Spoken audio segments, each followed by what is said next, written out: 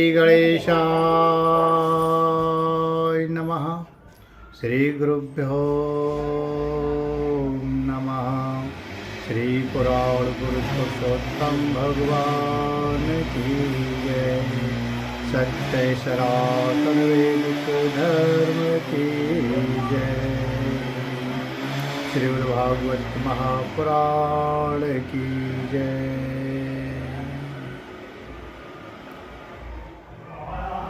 सप्तम स्कंद 7वां अध्याय।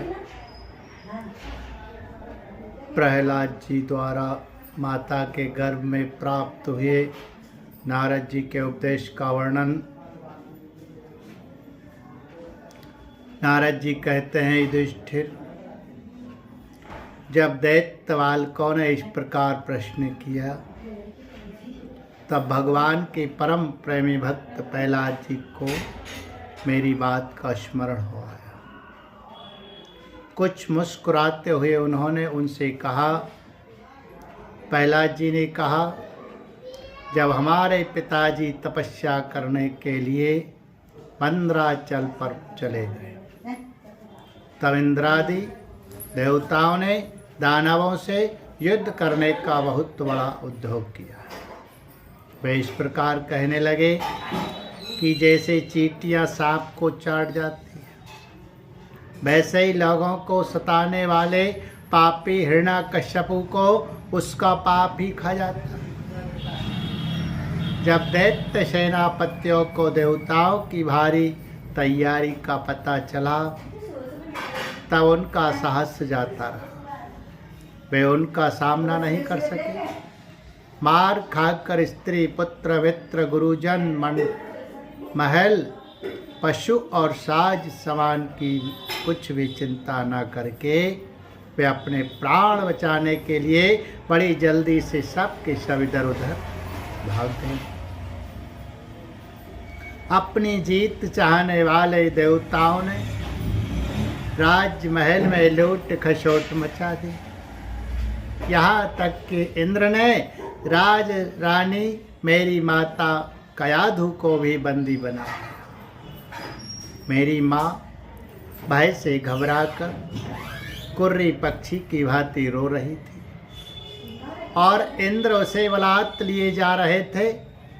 देववश देवऋषि नारद उधर आ निकले और उन्होंने मार्ग में मेरी माँ को देख लिया। उन्होंने कहा, देवराज, ये निरपराध है, इसे ले जाना उचित नहीं। महाभाग, इस सती साध्वी पर नारी का तिरस्कार मत करो, इसे छोड़ दो, तुरंत छोड़ दो। इंद्र ने कहा, इसके पेट में देवद्रोही हिरण्याकश्यपु का अत्यंत प्रभावशाली वीर है। प्रसव पर्यंत ये मेरे पास रहे, बालक हो जाने पर उसे मार कर मैं इसे छोड़ दूंगा। नारद जी ने कहा, इसके गर्भ में भगवान का साक्षात परम प्रेमी भक्त और सेवक अत्यंत बली और निष्पाप महात्मा है। तुम में उसको मारने की शक्ति नहीं है। देवऋषि नारद की यह बात सुनकर उसका सम्मान करते हुए इंद्र ने मेरी माता को छोड़ दिया और फिर उसके घर में भगवत भक्त है इस भाव से उन्होंने मेरी माता की प्रदक्षिणा की तथा अपने लोक में चले गए। इसके बाद देवऋषि नारद जी मेरी माता को अपने आश्रम पर लिवा गए और उसे समझा बुझा कर कहा कि बेटी, जब तक तुम्हारा पति तपस्या करके लौटे तब तक तुम यहीं रहो। जो आज्ञा कहकर वह निर्भयता से देवऋषि नारद के आश्रम पर ही रहने लगी और तब तक रही जब तक मेरे पिता घोर तपस्या से लौट कर नहीं आए। मेरी गर्भवती माता मुझ गर्भस्थ शिशु की मंगल कामना से और इच्छित समय पर अर्थात मेरे पिता के लौटने के बाद संतान उत्पन्न करने की कामना से बड़े प्रेम तथा भक्ति के साथ नारद जी की सेवा शुश्रूषा करती रही। देवर्षि नारद जी बड़े दयालु और सर्वसमर्थ है। उन्होंने मेरी माँ को भागवत धर्म का रहस्य और विशुद्ध ज्ञान दोनों का उपदेश किया। उपदेश करते समय उनकी दृष्टि मुझ पर भी थी।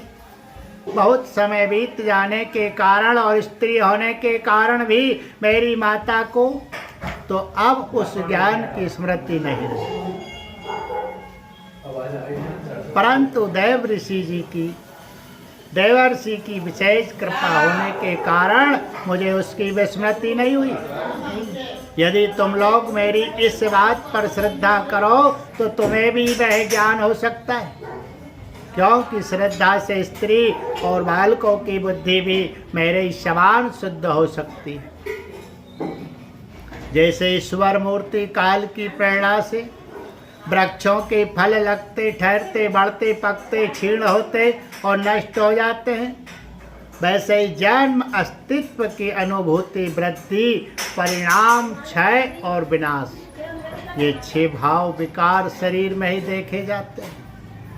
आत्मा से इनका कोई संबंध नहीं है। आत्मा नित्य अविनाशी, शुद्ध, एक क्षेत्रज, आश्रय निर्विकार, स्वयं प्रकाश, सबका कारण, व्यापक, असंग तथा आवरण रहित है। ये 12 आत्मा के उत्कृष्ट लक्षण हैं। इनके द्वारा आत्म तत्व को जानने वाले पुरुष को चाहिए कि शरीर आदि में अज्ञान के कारण जो मैं और मेरे का झूठा भाव हो रहा है उसे छोड़। जिस प्रकार स्वर्ण की खानों में पत्थरों में मिले हुए स्वर्ण को उसके निकालने की विधि जानने वाला स्वर्णकार उन विधियों से उसे प्राप्त कर लेता है, वैसे अध्यात्म तत्व को जानने वाला पुरुष आत्म प्राप्ति के उपायों द्वारा अपने शरीर रूप क्षेत्र में ही ब्रह्म पद का साक्षात्कार कर लेता है। आचार्यों ने मूल प्रकृति, महत्त्व, अहंकार और पंच तन मात्रा, इन 8 तत्वों को प्रकृति बतलाया है। उनके 3 गुण हैं, सत्व, रज और तम, तथा उनके विकार है 16, 10 इंद्रियां, 1 मन और 5 महाभूत। इन सब में एक पुरुष तत्व अनुगत है। इन सब का समुदाय ही देह है। ये 2 प्रकार का है, स्थावर और जंगम। इसी में अंतःकरण, इंद्रिय आदि अनात्म वस्तुओं का यह आत्मा नहीं है। इस प्रकार बाध्य करते हुए आत्मा को ढूंढना चाहिए। आत्मा सब में अनुगत है, परंतु है वह सबसे पृथक। इस प्रकार शुद्ध बुद्धि से धीरे धीरे संसार की उत्पत्ति, स्थिति और उसके प्रलय पर विचार करना चाहिए। उतावली नहीं करनी चाहिए। जागृत, स्वप्न और सुषुप्ति, ये तीनों बुद्धि की प्रवृत्तियां हैं। इन वृत्तियों का जिसके द्वारा अनुभव होता है वही सबसे अतीत, सबका साक्षी परमात्मा है।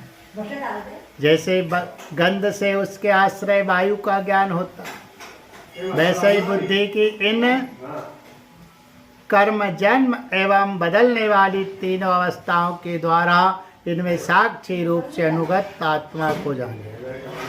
गुणों और कर्मों के कारण होने वाला जन्म मृत्यु का यह चक्र आत्मा को शरीर और प्रकृति से पृथक न करने के कारण ही है। यह अज्ञान मूलक एवं मिथ्या है, फिर भी स्वप्न के समान जीव को इसकी प्रतीति हो रही है। इसलिए तुम लोगों को सबसे पहले इन गणों के अनुसार होने वाले कर्मों का बीज ही नष्ट कर देना चाहिए। इससे बुद्धि वृत्तियों का प्रभाव निवृत्त हो जाता है। इसी को दूसरे शब्दों में योग या परमात्मा से मिलन कहते हैं। यो तो इन त्रिगुणात्मक कर्मों की जड़ उखाड़ फेंकने के लिए अथवा बुद्धि वृत्तियों का प्रवाह बंद कर देने के लिए सहस्त्रों साधन है, परंतु जिस उपाय से और जैसे सर्वशक्तिमान भगवान में स्वाभाविक निष्काम प्रेम हो जाए वही उपाय सर्वश्रेष्ठ। ये बात स्वयं भगवान ने कही, स्वयं भगवान ने कही है। गुरु की प्रेम पूर्वक सेवा, अपने को जो कुछ मिले वह सब प्रेम से भगवान को समर्पित कर देना। भगवत प्रेमी महात्माओं का सत्संग, भगवान की आराधना, उनकी कथा वार्ता में श्रद्धा, उनके गुण और लीलाओं का कीर्तन, उनके चरण कमलों का ध्यान और उनके मंदिर मूर्ति आदि का दर्शन पूजन आदि साधनों से भगवान में स्वाभाविक प्रेम हो जाता है। सर्वशक्तिमान भगवान श्री हरि समस्त प्राणियों में विराजमान है। ऐसी भावना से यथाशक्ति सभी प्राणियों की इच्छा पूर्ण करे और हृदय से उनका सम्मान करे। काम, क्रोध, लोभ, मोह, मद और मत्सर, इन 6 शत्रुओं पर विजय प्राप्त करके जो लोग इस प्रकार भगवान की साधन भक्ति का अनुष्ठान करते हैं, उन्हें उस भक्ति के द्वारा भगवान श्री कृष्ण के चरणों में अनन्य प्रेम की प्राप्ति हो जाती है। जब भगवान के लीला शरीरों से किए हुए अद्भुत पराक्रम, उनके अनुपम गुण और चरित्रों को श्रवण करके अत्यंत आनंद के उद्रेक से मनुष्य का रोम रोम खिल उठता है, आंसुओं के मारे कंठ गदगद हो जाता है और वह संकोच छोड़कर जोर जोर से गाने, चिल्लाने और नाचने लगता है। जिस समय वह ग्रस्त पागल की तरह कभी हंसता है, कभी करुण क्रंदन करने लगता है, कभी ध्यान करता है तो कभी भगवत भाव से लोगों की वंदना करने लगता है। जब वह भगवान में ही तन्मय हो जाता है, बार बार लंबी सांस खींचता है और संकोच छोड़कर हरे जगतपते नारायण कहकर पुकारने लगता है, तब भक्ति योग के महान प्रभाव से उसके सारे बंधन कट जाते हैं और भगवत भाव की ही भावना करते करते उसका हृदय भी तदाकार भगवानमय हो जाता है। उस समय उसके जन्म मृत्यु के बीजों का खजाना ही जल जाता है और वह पुरुष श्री भगवान को प्राप्त कर लेता है। इस अशुभ संसार के दलदल में फंसकर अशुभमय हो जाने वाले जीव के लिए भगवान की यह प्राप्ति संसार के चक्कर को मिटा देने वाली है। इसी वस्तु को कोई विद्वान ब्रह्म और कोई निर्वाण सुख के रूप में पहचानते हैं। इसलिए मित्रों, तुम लोग अपने अपने हृदय में हृदयेश्वर भगवान का भजन करो। असुर कुमारों, अपने हृदय में ही आकाश के समान नित्य विराजमान भगवान का भजन करने में कौन सा विशेष परिश्रम है। वे समान रूप से समस्त प्राणियों के अत्यंत प्रेमी पवित्र है और तो क्या अपने आत्मा ही है। उनको छोड़कर भोग्य सामग्री इकट्ठी करने के लिए भटकना, राम राम, कितनी मूर्खता है। अरे भाई, धन, स्त्री, पशु, पुत्र, पुत्री, महल, पृथ्वी, हाथी, खजाना और भांति भांति की विभूतियाँ और तो क्या संसार का समस्त धन तथा भोग सामग्रियाँ इस क्षण भंगुर मनुष्य को क्या सुख दे सकती है। वे स्वयं ही क्षण भंगुर है। जैसे इस लोक की संपत्ति प्रत्यक्ष ही नाशवान है, वैसे ही यज्ञों से प्राप्त होने वाले स्वर्ग आदि लोक भी नाशवान और अपेक्षित एक दूसरे से छोटे बड़े नीचे ऊंचे हैं, इसलिए वे भी निर्दोष नहीं है। निर्दोष है केवल परमात्मा, न किसी ने उनमें दोष देखा है और न सुना है। अतः परमात्मा की प्राप्ति के लिए अनन्य भक्ति से उन्हीं परमेश्वर का भजन करना चाहिए। इसके सिवा अपने को बड़ा विद्वान मानने वाला पुरुष इस लोक में जिस उद्देश्य से बार बार बहुत से कर्म करता है, उस उद्देश्य की प्राप्ति तो दूर रही, उल्टा उसे उसके विपरीत ही फल मिलता है और निस्संदेह मिलता है। कर्म में प्रवृत्त होने के दो ही उद्देश्य होते हैं, सुख पाना और दुख से छूटना। परंतु जो पहले कामना ना होने के कारण सुख में निमग्न रहता था, उसे अब कामना के कारण यहाँ सदा सर्वदा दुखी भोगना पड़ता है। मनुष्य इस लोक में सकाम कर्मों के द्वारा जिस शरीर के लिए भोग प्राप्त करना चाहता है, वह शरीर ही पराया सियार कुत्तों का भोजन और नाशवान है। कभी वह मिल जाता है तो कभी बिछुड़ जाता है। जब शरीर की ही यह दशा है, तब इससे अलग रहने वाले पुत्र स्त्री महल धन संपत्ति राज खजाने हाथी घोड़े मंत्री नौकर चाकर गुरुजन और दूसरे अपने कहलाने वालों की तो बात ही क्या है। ये तुच्छ विषय शरीर के साथ ही नष्ट हो जाते हैं। ये जान तो पड़ते हैं पुरुषार्थ के समान, परंतु है वास्तव में अनर्थ रूप ही। आत्मा स्वयं ही अनंत आनंद का महान समुद्र है, उसके लिए इन वस्तुओं की क्या आवश्यकता है। भाइयों, तनिक विचार तो करो। जो जीव गर्भाधान से लेकर मृत्यु पर्यंत सभी अवस्थाओं में अपने कर्मों के अधीन होकर क्लेश ही क्लेश भोगता है, उसका इस संसार में स्वार्थ ही क्या है।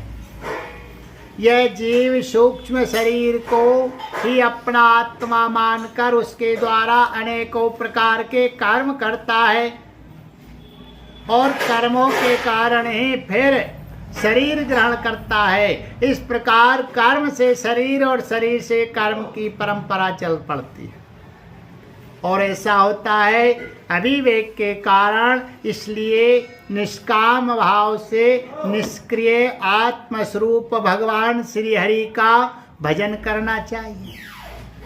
अर्थ धर्म और काम सब उन्हीं के आश्रित है, बिना उनकी इच्छा के नहीं मिल सकते। भगवान श्री हरि समस्त प्राणियों के ईश्वर आत्मा और परम प्रियतम है। वे अपने ही बनाए हुए पंचभूत और सूक्ष्म भूत आदि के द्वारा निर्मित शरीरों में जीव के नाम से कहे जाते हैं। देवता दैत्य मनुष्य यक्ष अथवा गंधर्व कोई भी क्यों ना हो, जो भगवान के चरण कमलों का सेवन करता है, वह हमारे समान कल्याण का भाजन होता है। दैत्यवाल को भगवान को प्रसन्न करने के लिए ब्राह्मण देवता या ऋषि होना, सदाचार और विविध ज्ञानों से संपन्न होना तथा दान तप यज्ञ शारीरिक और मानसिक सोच और बड़े बड़े व्रतों का अनुष्ठान पर्याप्त नहीं। भगवान केवल निष्काम प्रेम भक्ति से प्रसन्न होते हैं और सब तो विडम्बना मात्र है। इसलिए दानव बंधुओं, समस्त प्राणियों को अपने समान ही समझकर सर्वत्र विराजमान सर्वात्मा सर्वशक्तिमान भगवान की भक्ति करो। भगवान की भक्ति के प्रभाव से दैत्य यक्ष राक्षस स्त्रियां शूद्र गोपालक अहिर पक्षी मृग और बहुत से पापी जीव भी भगवत भाव को प्राप्त हो गए। इस संसार में या मनुष्य शरीर में जीव का सबसे बड़ा स्वार्थ अथवा एकमात्र परमार्थ इतना ही है कि वह भगवान श्री कृष्ण की अनन्य भक्ति प्राप्त करे। उस भक्ति का स्वरूप है सर्वदा सर्वत्र सब वस्तुओं में भगवान का दर्शन। बोलिए गोविंद गोपाल कृष्ण भगवान की जय।